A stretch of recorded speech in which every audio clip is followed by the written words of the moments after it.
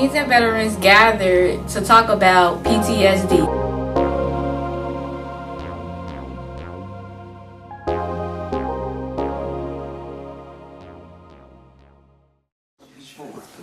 What we have been trying to do is make a correlation between what military people go through, post-traumatic stress disorder, you may have heard that term before, and what many of you all have gone through by living in urban areas or sufferings from death and other things, tragic events. We're going to talk a little bit more about what it actually means to suffer from PTSD, some of the symptoms, how you get over it, and how we can help each other. The program that we've been doing with NDAM is to help veterans, and veterans help young people. It was a really great opportunity for us to build dialogue about violence in our neighborhoods, as well as how it can extend outward into other countries and becomes a part of our national dialogue, or rather, not a part of our national dialogue, and something we need to talk about more. Not just what it means to serve overseas and serve in a military context, but the day-to-day struggles that we have here in an urban environment with war and violence on our streets. You're not handling the situation, the grief, the stress. You have to talk to someone. You know, I see a psychiatrist right now. I've always wanted to. I saw it on TV. I thought, man, that should be great, talking to a psychiatrist every week or something like that, lying down on the couch. But I don't lie on the couch, you know, you just sit and talk. And it really can clear your head of a lot of things and put things in perspective for you. So just because, you know, you may have to see someone, you know, don't get upset with that either, because it's good to be able to talk to someone, because sometimes you can't talk to your family. They don't even understand. They can't even begin to understand what's going through your head. But someone just, you know, he's sitting back and he's not criticizing you, he's not judging you, and you can just talk, and then they'll guide you through some of the steps that's eluding you. Telling you about my issues with post-traumatic stress syndrome. You say, well, she's always smiling, she's always laughing. If you see me on Facebook, it's always something, me laughing, me smiling, me putting something spiritual, something in, but inside, I'm hurting. But guess what? I got somebody I'm talking to.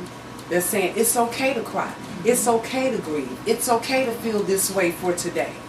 But just know that it's okay. And so with me sitting here, talking to you all, if I've only reached one of you all in what I'm saying, I've done my job. No, but the recognition of the effects of war there's been an evolution throughout the years in terms of our knowledge and understanding of what war does to us as human beings. Even in the military early on, the term was not PTSD, it was actually combat fatigue. And what that stated basically is that you get tired when you're constantly dealing with war and the constant threat of your life being in danger. There's a tiredness in your body, your mentally, everything gets fatigued. And that's what's happening to our youth. You guys are dealing with these things. You're getting tired, you're getting worn out. Your emotions are being affected. Your body is being affected physically. All these things are attributed to the consequences of war. And I was talking to my wife about how now we've moved up here into this area, and about how, you know, you kids experience it day in and day out a lot, and it's not going to be 365 days. It can be who knows how long. I just learned that my best friend was shot, and I went to the funeral. After the funeral was over, and you start to wonder, what is happening to me? Know this and remember this. You are not crazy. You are not crazy. Just maybe your body is telling you that you could be suffering from PTSD. We cannot witness violence and live in violence and think that we're just going to, like Tiny Tim used to say, you all too young to know Tiny Tim, we're going to tiptoe to the tulips. And it needs to be talked about. That PTSD, you cannot diagnose that with a lab or with imaging. So it is very difficult. And everybody have heard about PTSD, and everybody have shrugged it off their shoulders. But, you know, whenever you experience a traumatic event, you're liable to having PTSD. So you could have a complex scenario when you go into the doctor's office and you start giving these symptoms that you're anxious, you're upset, you're depressed, you're suicidal, you're homicidal, you want to grab the nearest person next to you, and you see it all the time on Facebook. You want to knock them in the head. You don't know where these feelings are coming from. And as the counselor said over there, you have to understand now we're dealing with all this trauma in Chicago, Yes. in Houston, in New York. We seeing violence from both sides. Probably back when you all served, when we turn on the TV, we didn't see this. We see this every day. There's a bombing. There's a this. There's a that. Little kids, they training them from babies over in different countries. Same thing here in Chicago. They training them from little kids to be gangbangers, to sell drugs. It's all in here. I was listening to what you were saying because You're questioning if you may have PTSD. Some of the things that you think about is repetitive. You continue to think about the same thing, the incident. If you saw something happen, it just stays in your mind. You want to talk about it all the time. You lose focus on anything else, or you have a short attention span, and it keeps going back to the same incident. And that's a big key on them saying, you know what, we need to talk more and see if this incident is really taking precedence over almost everything you're doing in your day. And that's one way for them to kind of gear towards, they need some counseling to help diffuse all that thinking about the same thing. And everyone's upset about the violence. I know that a lot of us are just the victims of the violence when it comes to experiencing the stress. But what about those people who are pulling the triggers? Could it be that they're suffering as well, and they've just become desensitized to human life and the value of it, and they also don't have any outlets? I'm just wondering if we can explore this issue of living in these urban centers where violence is just out of control. What can we do to help those who are shooting, or can we do anything? They become more aggressive because they cannot function. They can't lead a normal life. And so when you talk about PTSD, whatever is a potpourri of psychiatric symptoms and physical symptoms. Rape trauma syndrome. Back, I believe, in the 80s, there were 2 female doctors here in Chicago, and what they, women who were survivors of rape, were coming in and they were talking about how they felt mentally and their behaviors after being raped. And we're talking about long after the incident occurred. Not 2 weeks, 3 weeks, but long after, being jumpy, flashbacks, dreams, not bad dreams, not able to sleep, loss of appetite. And what the 2 female doctors discovered was that the women were suffering from the same type of symptoms that veterans of war were suffering. And so to fast forward to 2015, you have soldiers of war experiencing PTSD and people, human beings, who have either witnessed, been a victim of, or know someone who has had a traumatic event happen to them. I watch people get shot in my face, I watch people get stabbed in my face. And it's funny that society has overlooked we'll use terms like the war on gangs, the war on drugs, and not look at the consequences it's having on youth or in the urban and people in the urban community. So we use the word war, but we use it a little bit too loosely because we don't look at the consequences and the effects that happen. PTSD is one of the major effects of war.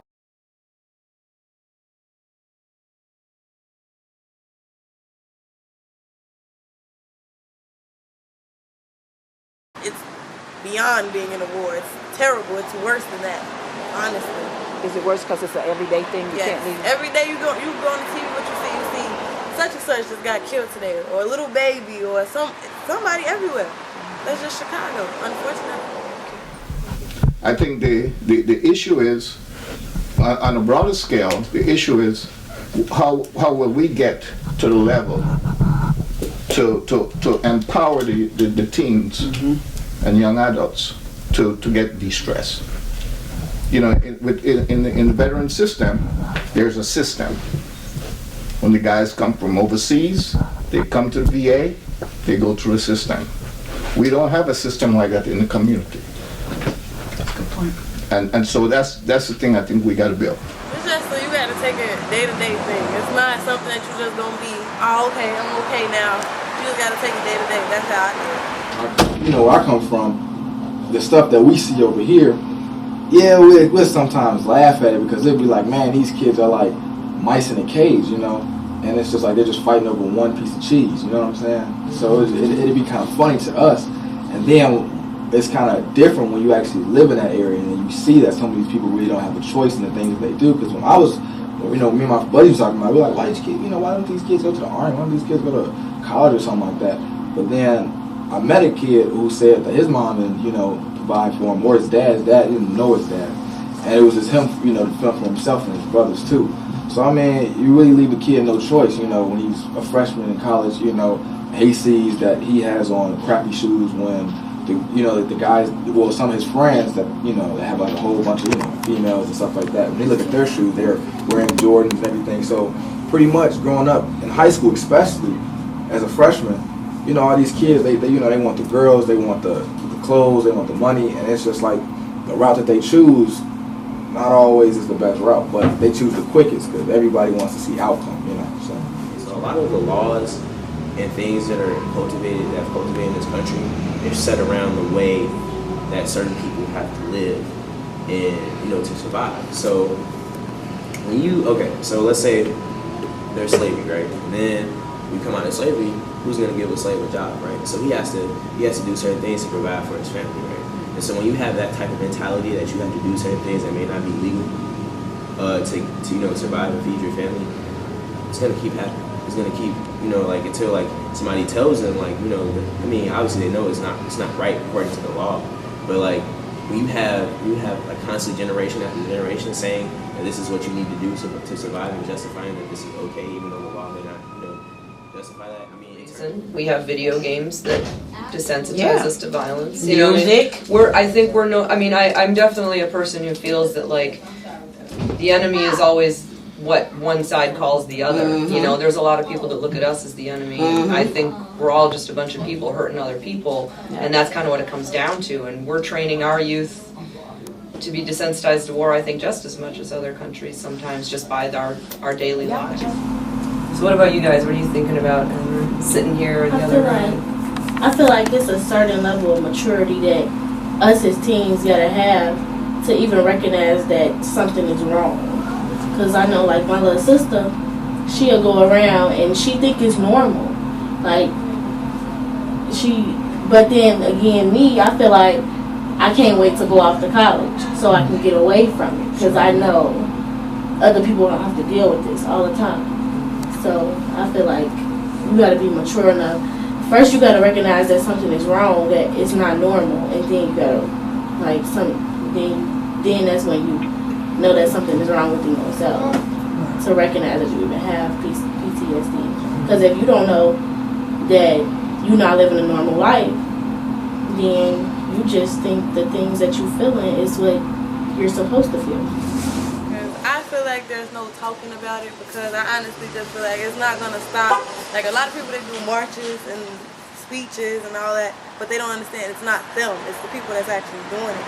You have to get them to want to change. If they don't want to change themselves, they're not going to change. You see a female, you see a black female from Chirac who was valedictorian, who gives back to her community, who received all sorts of awards, WNBA, NBC, Glamour magazine, meeting Michelle Obama, and things like that.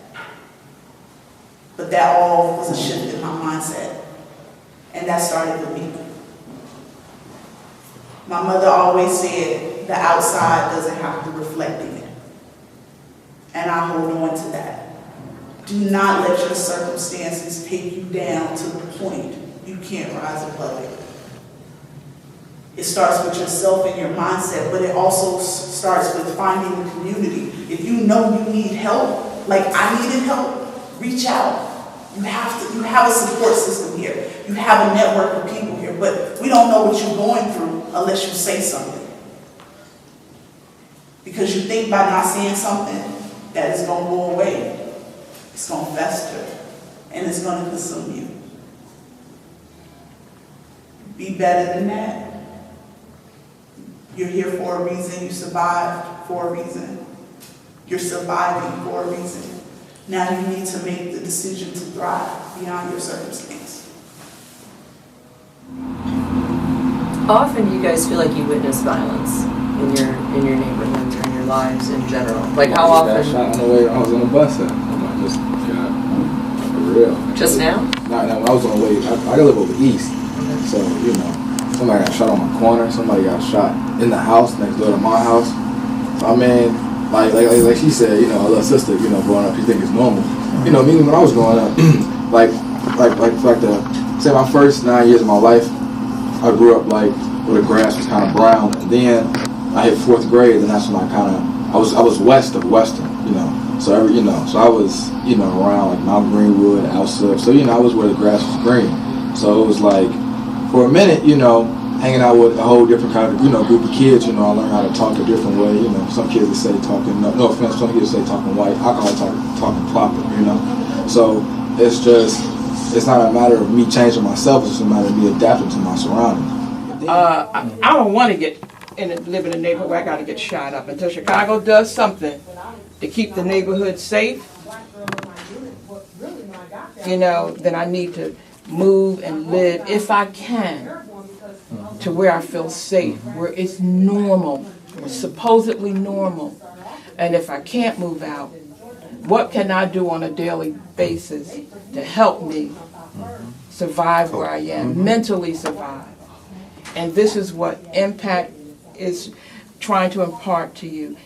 Well, for one, it took the U.S. government many years to realize that there was a problem with the soldiers returning, that they weren't the same. What they experienced and encountered affected them in the long run. Mm-hmm. And it took people in the trenches like Marsha who took a stand and advocated for them and said, hey, look, these soldiers are not recovering from the trauma that they've been encountering.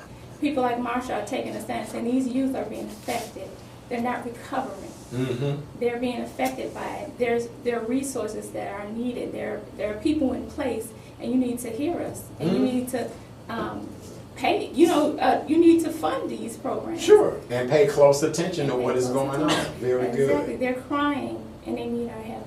Focus on that education, so you can get out of this turmoil. This young people shooting and kids didn't have the time they shoot. They only shoot the people that they supposed to be shooting. They innocent people, babies. You know, when I was coming along in the 60s, Jeff Ford and them was terrorizing, but they had... Every individual that's a senior in high school should do at least basic training in order to graduate from high school. Because it's certain concepts that they teach you that you're not going to get out here on the street. But it's good concept. You understand what I'm saying? It's a concept of taking care of your battle buddy that goes a long way. We have to be good stewards of this world. And if you are here, you're responsible for this world. And don't think that you're just one person. You can't do it. I'm from Inglewood. I'm from the hood. I've seen the same trauma. I've lost the same type of friends. Then I joined the military, I see the same trauma in losing friends too. There's a purpose in that. It doesn't feel like it, but there's a purpose in that. And you can use that purpose to better yourself and your community. National Veterans Art Museum. I'll get it right one of these days. Those of you all who have been part of the program during the summer, we have gone to visit them on the north side, seen wonderful and interesting works of art done by former military veterans. I work at the museum, but I'm also an artist, and a big reason I went into art is it was a way for me to respond to my own personal stories about my life. And I grew up in a small town north of Wisconsin, so a little different from Chicago, but unfortunately, by the time I was 18, I had 5 people who were close friends of mine who had died from gun violence. It's something that a person makes out of construction paper and pipe cleaners, and they put a little a tab on it and write what they want peace for. So I put that I want peace in the world because I'm just tired of all this unnecessary violence. I'm getting tired of our young black people dying. And we're not just talking about PTSD from the perspective of the shooter. We're talking the victim as well. And our community needs healing. It needs healing on so many different levels.